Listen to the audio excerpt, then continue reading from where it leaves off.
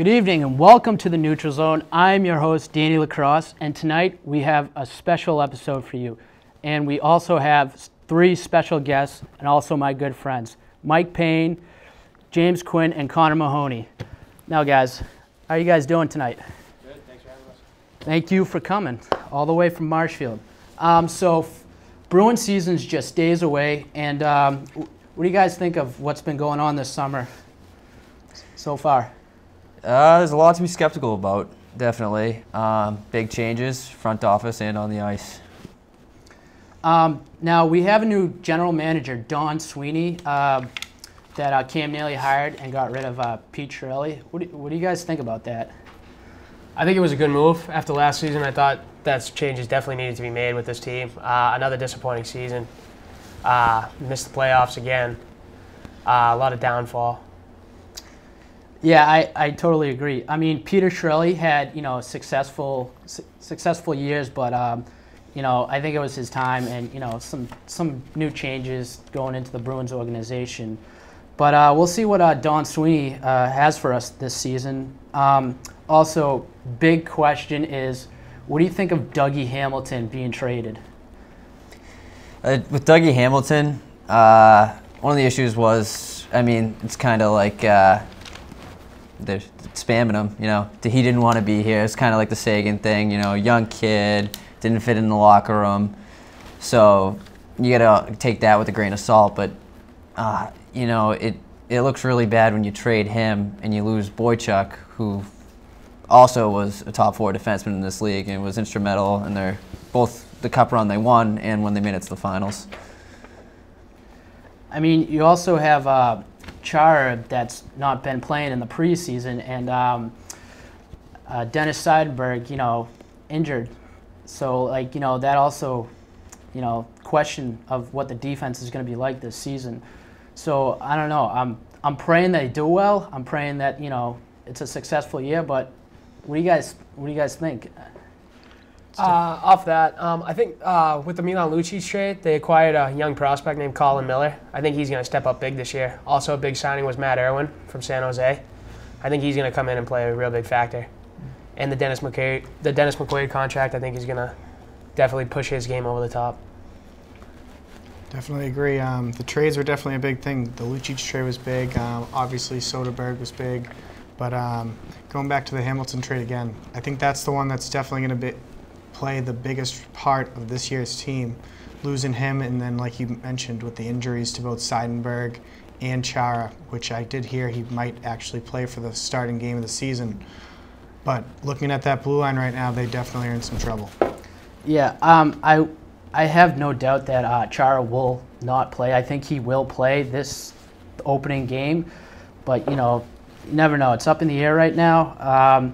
Also, Cam Neely saying, Claude Julien is not in the hot seat, but through the media and stuff, and also fans, it kind of seems like he is in the hot seat. And what do you guys also think about that?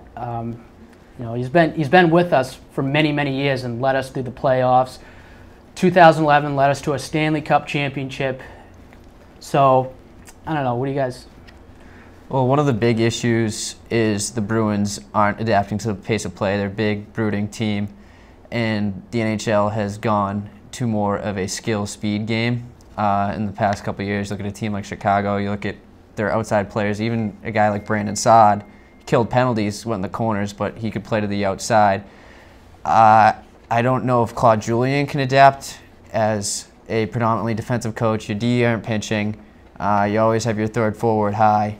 More of a tentative style. So it's if he can switch, if they're under 500, maybe 20 games or less in the season, you might see him bagged early. So you think, if he doesn't, do what general manager Z0ne, you think he'll move on and leave our organization? Yeah, I definitely think it's going to be a trial period for him.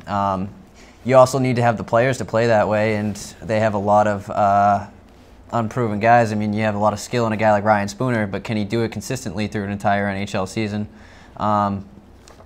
You bring in a guy like Bolesky, he had 22 goals last year, but his career high before that was 9. Yeah, Quinny, I totally agree with you. If Claude Julien doesn't do what he's supposed to be doing and making this team successful, I can see him moving on and into a new organization as a coach. Besides, the Bruins, around the NHL, there's also been a lot of news going on. Over the summer, Blackhawks star, my favorite player personally, Patrick Kane, assaulted a woman in New York, I believe it was, rape, I think. I don't know the total facts, but what do you guys, do you think he did it? Do you think he didn't do it? Is it up in the air? I don't know. All I can say is I think it's really up in the air. I'm not going to assume what he did or didn't do. I know that this isn't his first offense. I know that he's been in trouble before, and I know that it's just a huge loss for the Blackhawks. There's no replacing a player like Patrick Kane. I know Patrick Kane's a big star and led, many Stanley Cup championships, and I just hate to see him go down like that. But, evidence showed the evidence was false. It was in a plastic bag, I believe, instead of in a box. I don't know. Sorry guys, I was very little on my research there, so correct me on that. But also around the NHL, Steve Stamkos contract renewal is also trying to get back going for Tampa Bay personally. On the Patrick Kane thing, from a hockey standpoint, the Blackhawks, obviously, because they gave him and Taves those matching contracts, they had to give up Brandon Saad, probably their second best penalty killer besides Taves, and you're losing, one of the top 10 offensive players in the NHL. In that, I still think they can win. They've got a lot of depth in that team. They do tend to reload. I mean, you don't win 3 championships in 6 seasons without some consistency there from all of your players, lines 1 through 4. I think you see it in today's game. You got to have players that can play. I think their D is also lacking. I mean, you saw Duncan Keith playing huge numbers all throughout the playoffs, and maybe they put more trust in a guy like Van Riemsdyk this year, who didn't even come back until the finals. But another young kid, played at UNH, local kid. So, we'll see what materializes for them. All right. So going back to that, Stamkos, the contract that I read last night. I don't doubt that he won't continue with Tampa Bay, but do you think any slightly chance he may move into another organization in the future, or? Sorry, you sir. I personally can see him moving on. I think he likes it in Tampa Bay. I think he's comfortable. But at the end of the day, I think it comes down to money, just like with anything. And with Steven Stamkos, you got a guy who's probably likely to put up 60 goals every year. I mean, how are you not going to pay something like that? I could actually see them trading him during the season, especially if their return's very big. Tyler Johnson actually has as many points as he did last year during the regular season, and he actually outscored him in the playoffs. He was also on that triplet line, and that they were Tampa's best line in the playoffs. I think you've seen in the NHL recently, maybe not having that one star player, but having your top 6 forwards that are competitive and can play actually turns into better success. I mean, you look at a team like LA, obviously they have good players in Kopitar, Brown, but as far as that top tier offensive player in the NHL, you even saw with the Bruins, it was having a deep run at forwards, having 4 lines that can skate. Tampa Bay, even their 4th line, Brian Boyle's probably the best 4th line player in the NHL. All right. I have Stamkos in my fantasy, so first pick. You guys doing fantasy this year, by the way? Absolutely. Absolutely. Probably get a league going. All right. How you guys doing in fantasy football?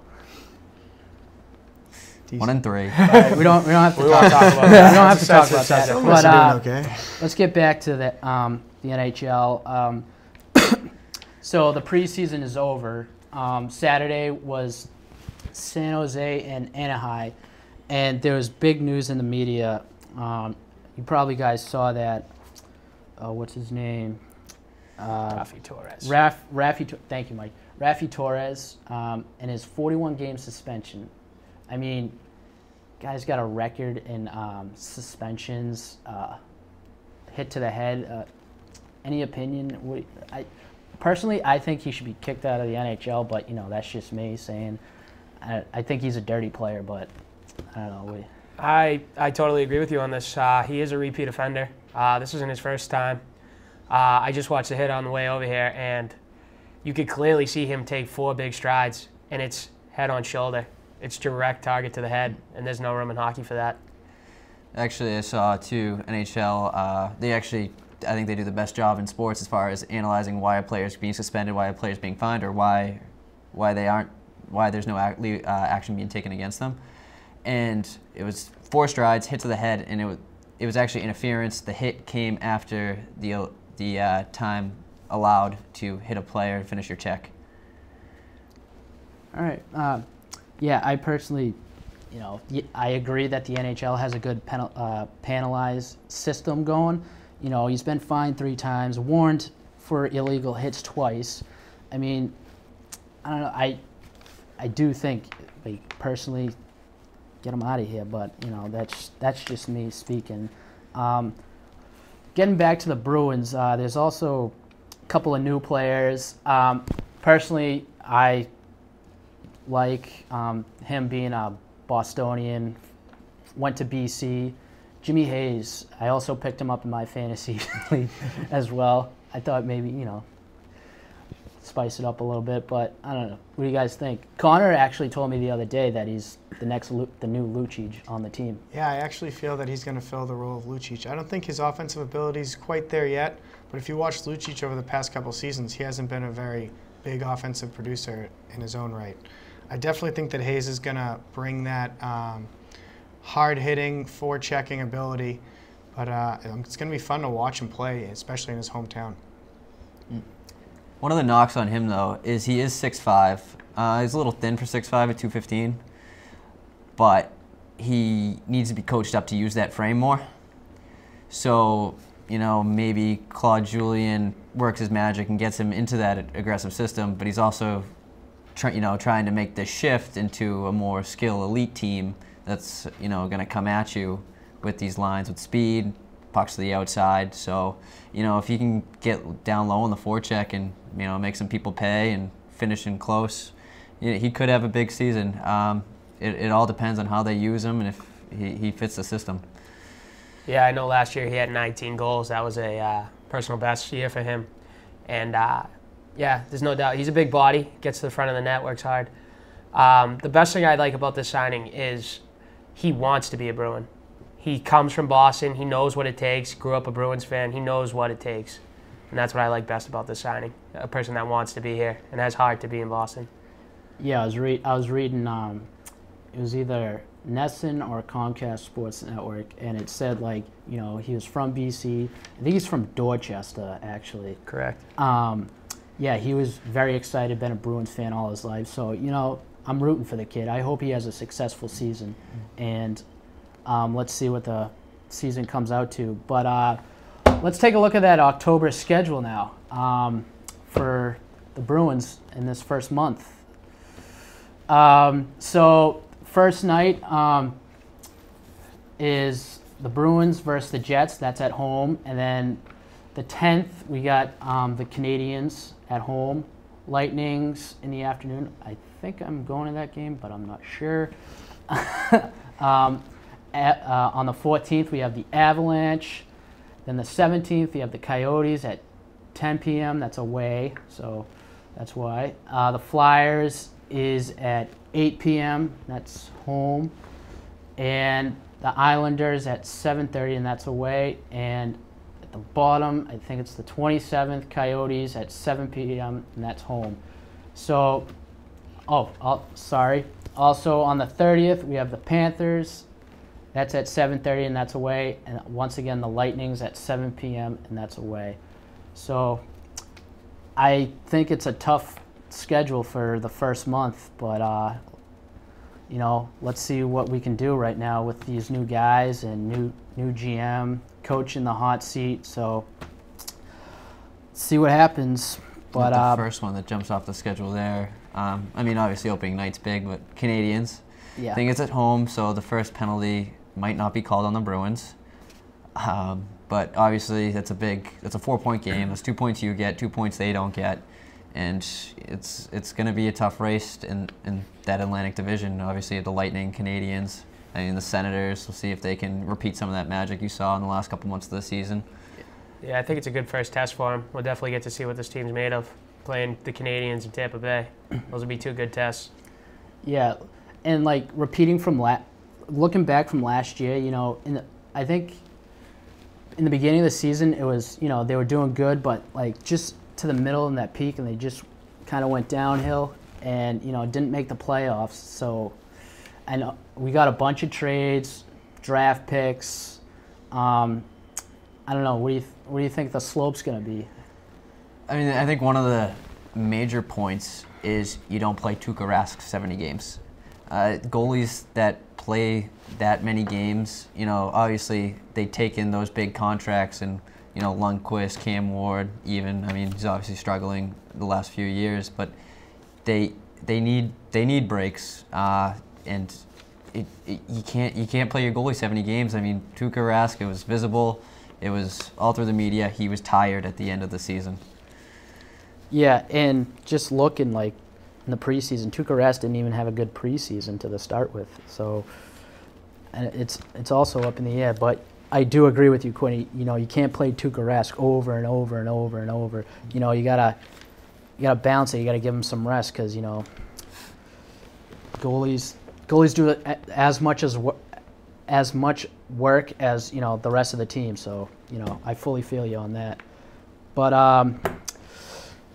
also around the league, there's also other big trades. Not TJ Oshie, but actually TJ Oshie did get traded. But Johnny Oduya and was it Patrick Sharp, I believe, got traded to Dallas.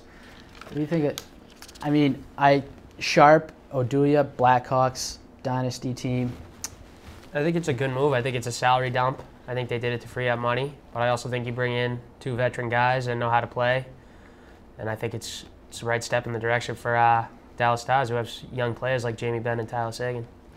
Do you think you know it'll be a little hard to adjust to the Dallas team, or do you think you know they'll do well from the start? Do you think it'll give them some time to loosen up and get familiar with? They're professional hockey players. I think they adapt fast. I can imagine that they'd be excited. It's tough to leave Chicago. I mean, I know that's a dynasty out there. It's a great squad to play for, but I think they're excited about change. There's they recognize talent when they see it, and I think Dallas is making good strides. I think too, with Patrick Sharp, that is a pretty freewheeling offense. They have Seguin, Ben, 2 of the elite players in the league. And then you also, you know, have Spets on that team. You have Alice Hemsky. So, you know, it'll be interesting to see what they can do. I think Patrick Sharp comes in, he makes an impact. I think Oduya is going to be asked to do even more than he did in Chicago.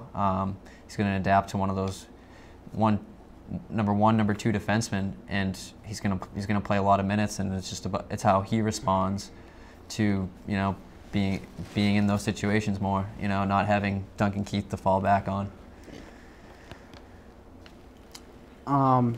Also, you know, I wasn't gonna try to talk about this, but you know, we have time. So, Don Sweeney and Cam Neely, you know, they're good friends.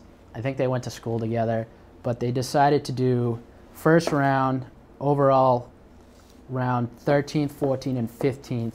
Overall picks in the first round, and picked up some guys I personally never heard of, but I don't know. What do you think about this move? Like, you know, just coming in and just being that guy who just makes like big decision, and have your fans like, you know, go crazy. Because us as Bruins fans, you know, when we get mad, we get mad. You know. After the end of last season, I think decisions had to be made. And that's the direction they went in. They said no more Lucic, and they tried to stock some picks. I mean, young talent's never a bad thing. it's kind of interesting with their roster because it's kind of an in-between. Are they rebuilding, or they have a Vezina Trophy candidate every year? They still have Krejci, they still have Bergeron. So obviously this is looking towards the future because obviously with all three of these guys being cut so early in camp, they aren't close to NHL ready. So moving forward, it's kind of one door's open, but so is the other one. I think it all depends on what this season looks like. If they start moving players after this season, if there's more big changes to come. I could see that because I also, like, over the summer, I was also questioning, is this team trying to refresh and build a new successful roster, or are we just, like, trading some, like, people that we don't need anymore? Like, I don't know. But I can, obviously, Quinny, I can see it going both ways. I could see it, this could be a successful team, but, also be better in the future. So we'll see what happens when the puck drops on Thursday night, I believe. But I don't know. What else? I have to say one good note by Chiarelli before he did leave. It actually turned out it's kind of an unfortunate situation, but Nathan Horton, not resigning him. Oh, yeah. Yep.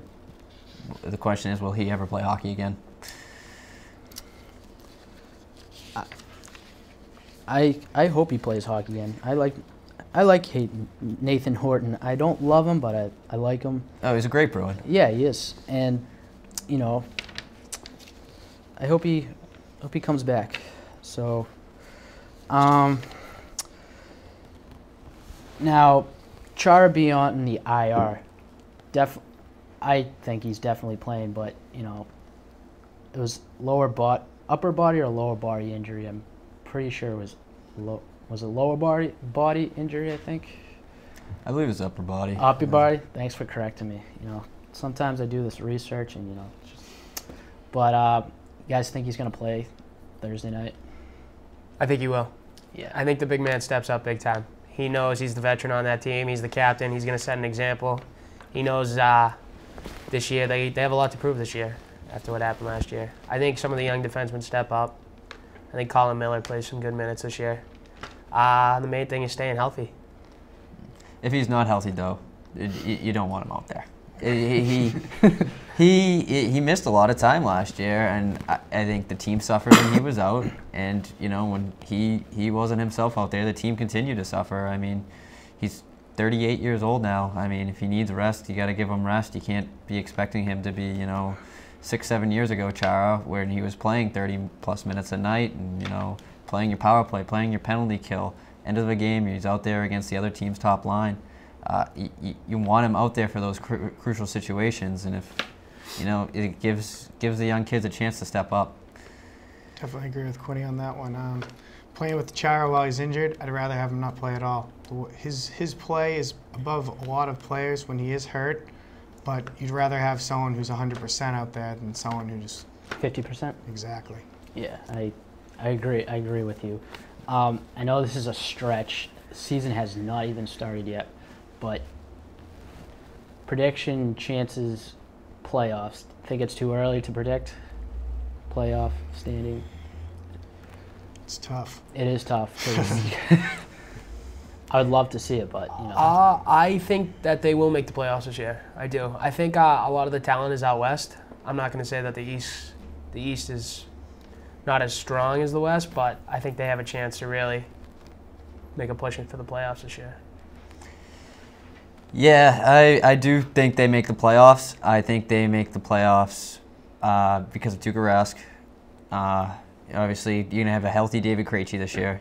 That was a big loss last year. That's one of your is one of your top two centers, but he, as far as offensive skill, he might be the best pure offensive player on that team. I like to see him play with Pasternak, see if they can make that magic happen. But it'll all come down to how healthy they are, and obviously how well they play, but also what the other teams look like. They are in a tough division. They are going to be challenged night in and night out. There's no off nights. I think they're one top 4 defenseman away, whether that's someone that they already have stepping up and making themselves a big role in the team or an acquisition. But I think that the forward lineups that they have right now should be good to go to be a playoff contender, but that blue line's what's giving me questions. Also a question is, who do they get goals from? Obviously you have Bolesky, he had 22 goals last year. He had 32 total points. He's also struggled as far as staying healthy. And I mean, he's still young, he's only 27. But, you know, where are these goals coming from? I mean, you kind of saw lightning in a bottle at times with Pasternak last year, but can he do it, you know, for a whole season? Can he stay healthy?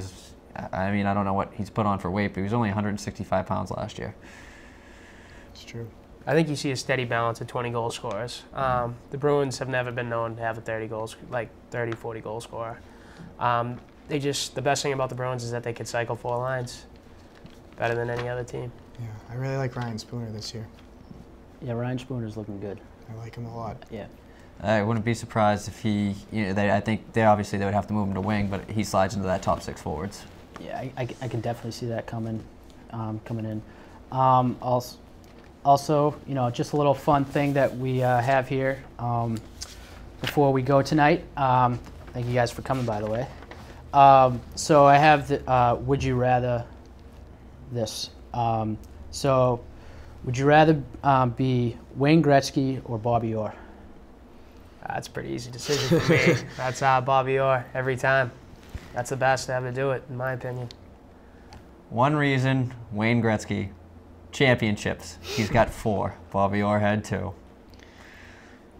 Most important statistic in sports. I got to go with the Boston native. I always wish that I was more of a defenseman, but his style doesn't exist anywhere today, or I don't think it ever will. So it'd be cool to be that unique player who just could play both ways so well. All right, yeah, and you know what? You always wear 4, so you know, fully support you. So it's true. But also, would you rather watch Slapshot series or Mighty Ducks series? That's another easy decision for me. That would be the Mighty Ducks series every time. Still continue to watch them. It's knuckle puck time. Mighty Ducks. Well, me and my college roommate used to watch the Mighty Ducks probably once a month. I don't know if you know him, he has his own TV show, but I think both of us would have to pick the Mighty Ducks in this situation. We'd watch it like every night, like 2 in the morning, I think, back in the day. All right, this is probably an easy one for you, because since you all went to the concert this summer, would you rather take Taylor Swift or Carrie Underwood on a date to the Bruins game? I think I'm going to shake it off. I go Taylor Swift every time. Yeah, I can't cause any bad blood with my girl. My only thing is, isn't Carrie Underwood dating a hockey player? She's married to Mike Fisher. Mike Fisher from Nashville. Maybe the conversation would be better, but yeah, I'd have to go Taylor Swift either way. All right. Guys, I'm slowly growing to loving Taylor Swift, so, you know, I feel you, but I do love Carrie Underwood's legs. It's a good thing. But anyways, and final one is, would you rather go to a Super Bowl at home, Patriots against whoever, Tom Brady playing, or Stanley Cup Game 7 at the TD Garden? Stanley Cup Game 7, TD Garden, every time.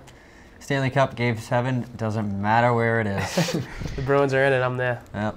I think I'd probably rather go to a Stanley Cup Game 7, depending on any teams that are in it over the Patriots in the Super Bowl. Just hopefully not in Vancouver again. Just don't drag me in the cold weather if I go. Yeah. All right. Well, that wraps up tonight's episode of The Neutral Zone. I'm your host, Danny LaCrosse, and have a wicked awesome week, wicked awesome weekend. Go Pats, and especially go Bruins.